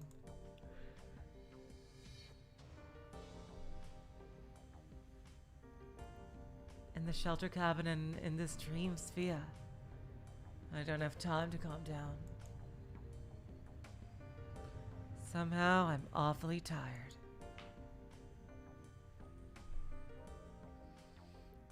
It may be better if I just get some rest, like Utsumi told me to.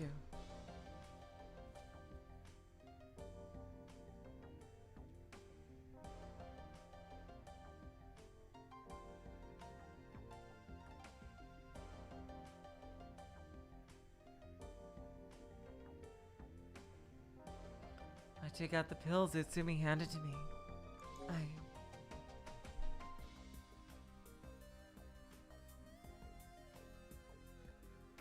I'm gonna not take them and see what happens. I decide not to take them. I'm not so far gone that I won't be able to make it without relying on drugs. Being this tired, I should be able to fall asleep right away. I place the package of medicine back into my pocket as it is. So cold. I feel a little chilly. Of course, my body is soaked to the skin. In order to try to calm myself down, I decide to take a bath. Uh-oh. If I take a while to catch my breath, some break in my mental deadlock might appear.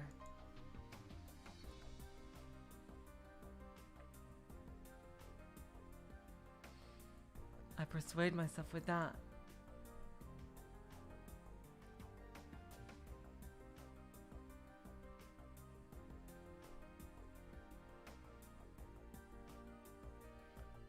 I might be carefree, but I won't be able to hold myself together if things continue like this.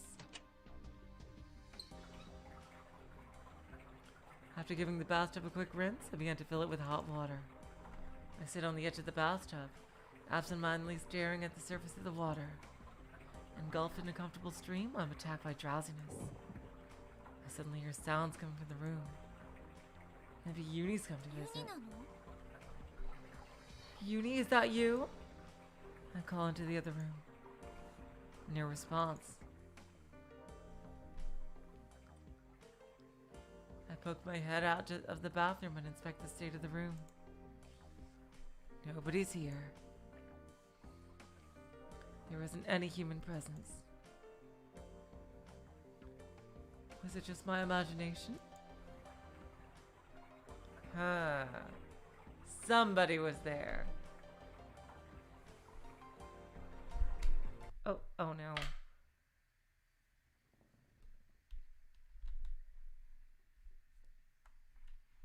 Uh-oh.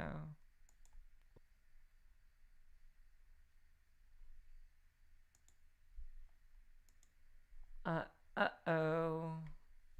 Hold on, sorry. There we go. Sorry. The music.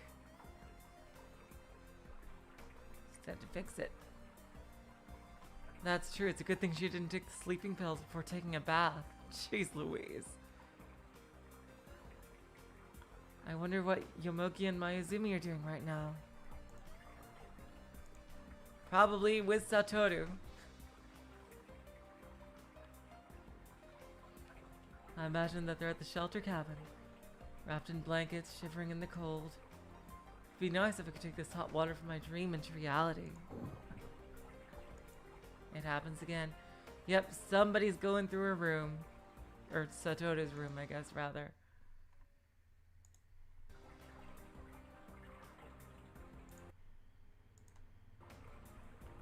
Again, I hear a sound. It must just be Uni playing a prank on me. Or Genocide Jack is killing everybody. One of the two. 疲れてるのに Jeez, I'm already so tired. I leave the bathroom. There isn't anyone in the room after all. Maybe he's hiding. ユニふざけてないで出てきなさい Uni, stop messing around and come out already. There was no reply. And I don't feel anyone's presence. おかしいな How weird. Just to be certain, I look everywhere that could be used as a hiding place. I look in the closet as well. Still, Uni is nowhere to be found. Leaving the room, I even poked my head into the living area. There isn't anyone in the living area nor the kitchen. Seems like everyone has returned to their rooms. The place is as silent as the grave. I hope that's not literal. In that silence, I start to feel anxious. The entire institution doesn't have very much human presence at all. お湯が溢れちゃう The tub is gonna overflow! Oh crap! I panic and turn back to the bathroom.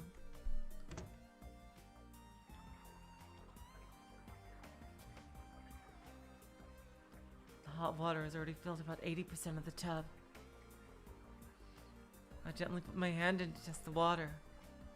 A little hot, but the heat feels nice. My hand continues to splash and stir the water in the bathtub. ちょっと待ってよ She didn't even realize. 私今男なんだ Huh? Wait a second. I'm a guy right now. Oh crap. I've become aware of a fatal error. There's no way I can get in with a bath naked when my body's a guy's. なんかいや It's kind of wrong. I remember that scene from before. I immediately feel a chill. And then suddenly, uh-oh. Murder time. Here we go.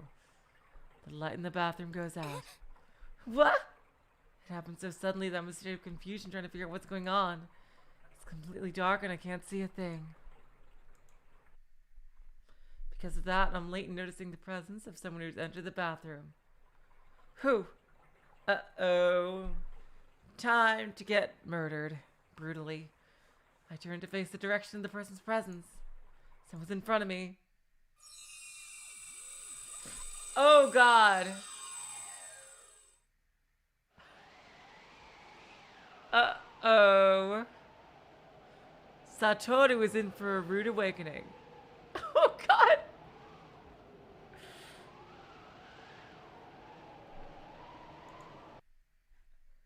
This would be the perfect place to stop, but it's a bit too early.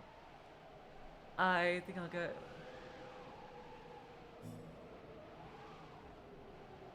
Pure whiteness. Is it steam covering my field of vision? No, it's snow. The entire surface of the world is covered in snow.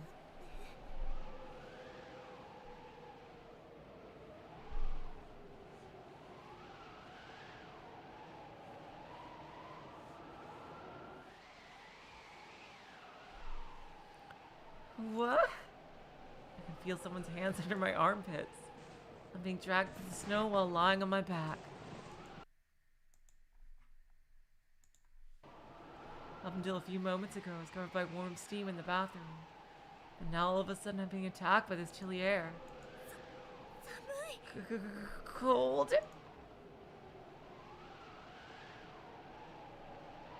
The cold pierces right through me. My entire body shakes from the chill. I can't seem to gather up any of my strength. Who? Who's dragging me across the snow? Did Satoru pass out? That pussy. Dragging me out into a place this cold. I'm gonna be killed! No! I shake myself free from the hands underneath my arms.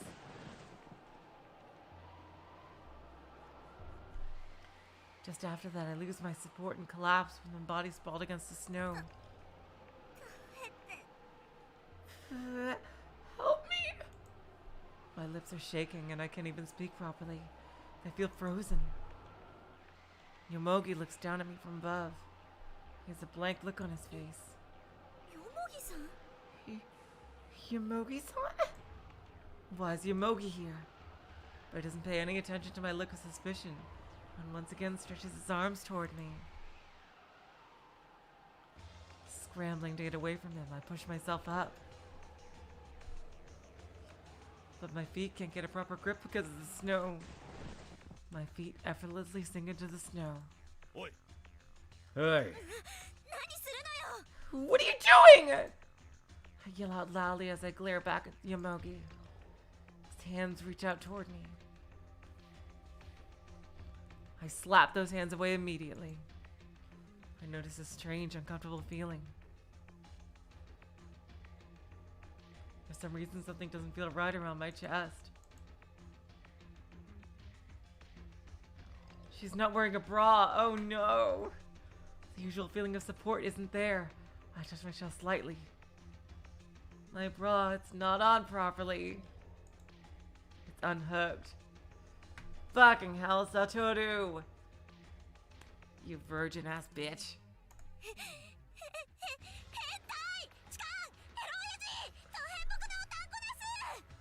Herbert! Molester! You filthy old man! Big stupid oaf! I cover my chest with my hands in a panic. Kokoro, I think by now you should be at least consider the possibility that you're switching bodies with a guy named Satoru. You were gonna molest me! Oh, where were you gonna take me? Annoyed look appears on Yomogi's face. He's acting kinda weird.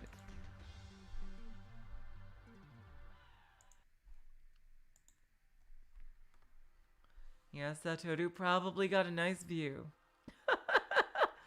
And jeez.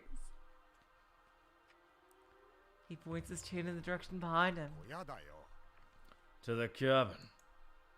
まだ死にたくないだろ You don't want to die yet, right?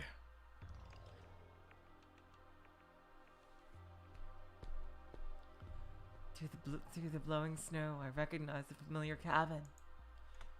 It's the shelter cabin. I'm no more than 10 meters away from it. But I should be at Sphia. Huh? Could it be that I woke up from the dream? My quiet mutter disappears in the sound of the fierce wind. Pushing my way past Yomogi, I quickly made my way toward the cabin.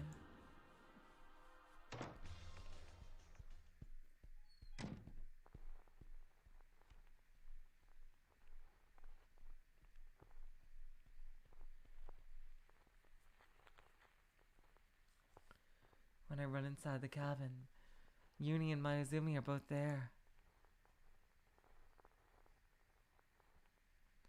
So I really am back. No, instead of saying that I'm back, I should say that I've woken up from my dream. Mayuzumi is still wrapped up in a blanket in front of the stove. She clucks her tongue, shouldn't it be clicks her tongue? Lightly in disdain as she looks at me with suspicion. Yuni too only looks at me from afar. Are you okay?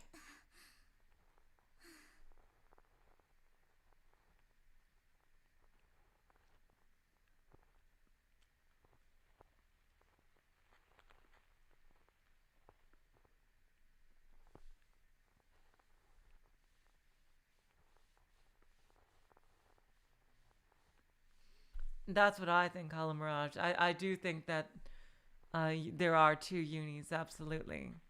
They're probably twins.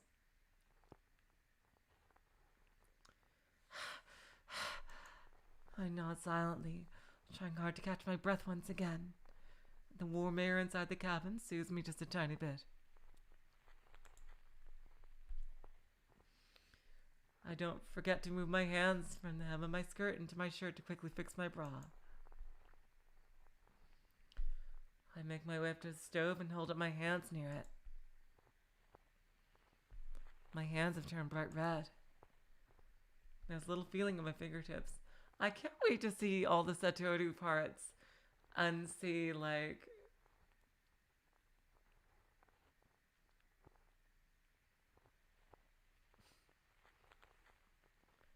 what he's doing, what he's thinking of, like, all this.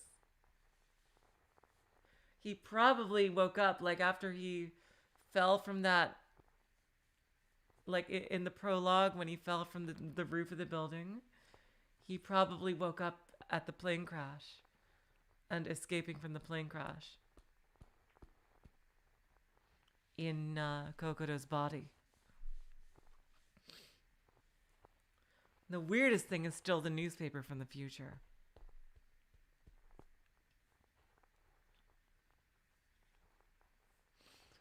There's a little feeling in my fingertips.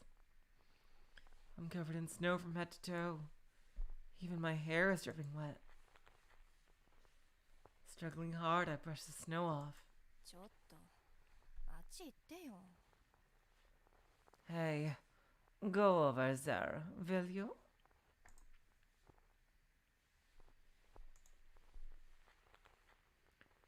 This isn't the time to worry about what she just said, since my body feels like it's frozen.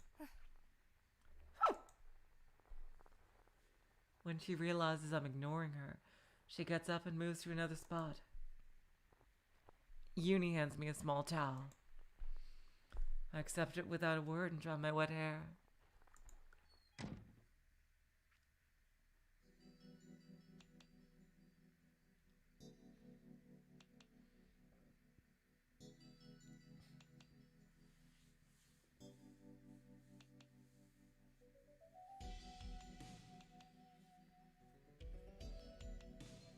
Yomogi also makes it back to the cabin,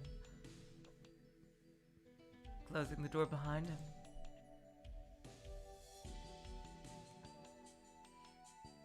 He looks straight at me, his face telling me that he wants to hear an explanation. Exactly, Relest. I might think it's almost like a prank from that somehow the fake Uni made.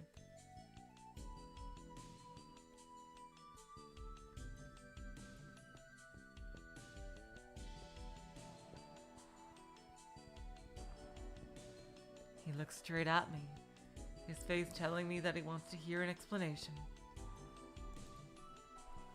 But without saying anything, he stands next to the entrance and silently brushes the snow off himself.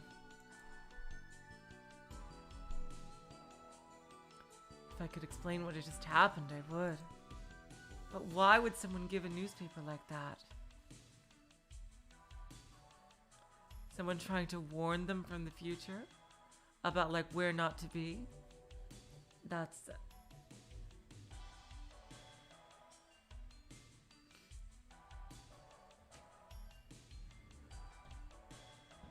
But because I have absolutely no idea, there isn't much I can do.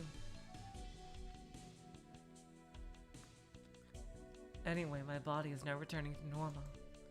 My heart and body have also returned to being those of Fuyukawa Kokoro. But that's all I can be certain of for now.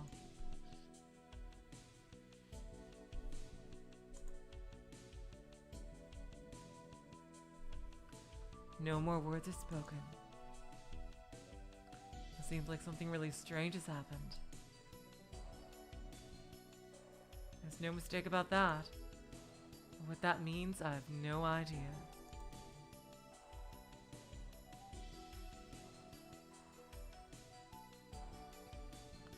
While warming up from the stove, I remain puzzled. The only thing I can think of is that somebody trying to help, who is from the future, put that there to tell them what not to do on a certain day so they wouldn't die.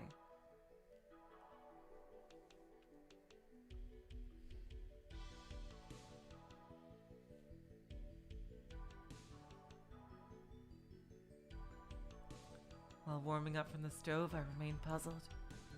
An uncomfortable silence fills the cabin. Nobody says a thing. Normally, Uni would be joking around energetically, but just glances at me with a sad look on his face. 私外で何を Okay. This might be a slightly awkward place to stop, but I think,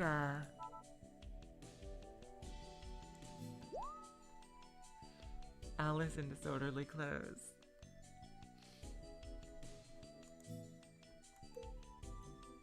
I think this might be a good place for us to stop for today. And let's see, today is Tuesday.